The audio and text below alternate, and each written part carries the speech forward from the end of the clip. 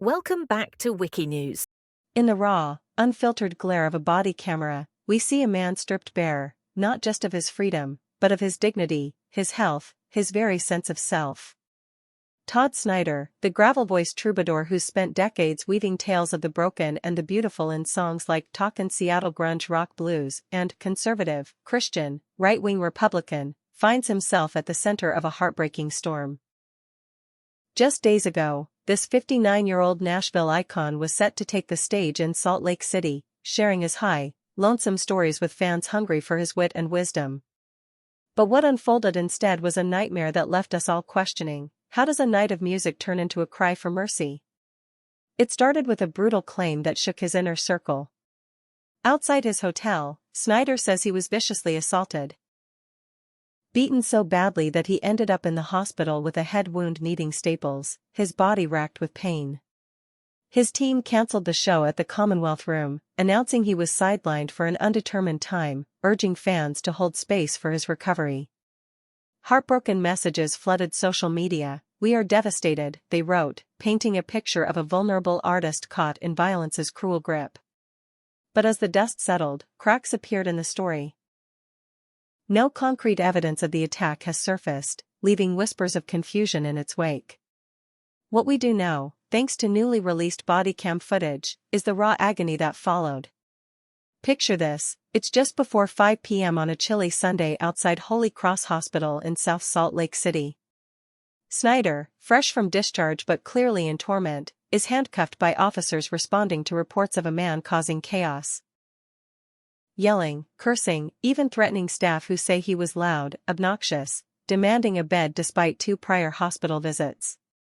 The camera captures him in slow, slurred words, his voice cracking like an old vinyl record. "I'm not homeless," he pleads desperately, eyes wide with fear and frustration. "I live in Nashville. I have a band. I'm famous." There's a pause, heavy with the weight of misunderstanding, as he insists his band ditched him, that he needs his lawyer, that the hospital turned him away after patching him up.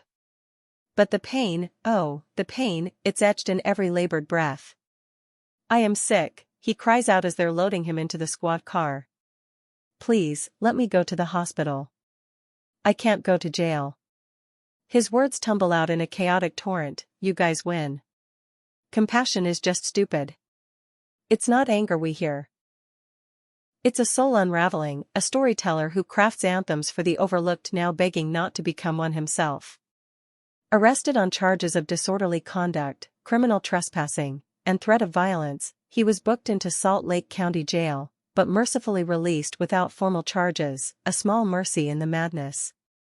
Fast forward to now, and the ballad of Todd Snider takes a tender, terrifying turn. Back home in Tennessee, the toll of it all caught up. Fever, shortness of breath, an undiagnosed case of walking pneumonia that landed him first in Hendersonville and then transferred to another facility for intensive care.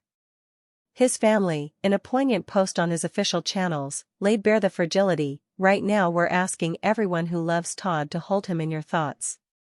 Say a prayer, light a candle, roll one up, send strength, or just keep him close in your heart.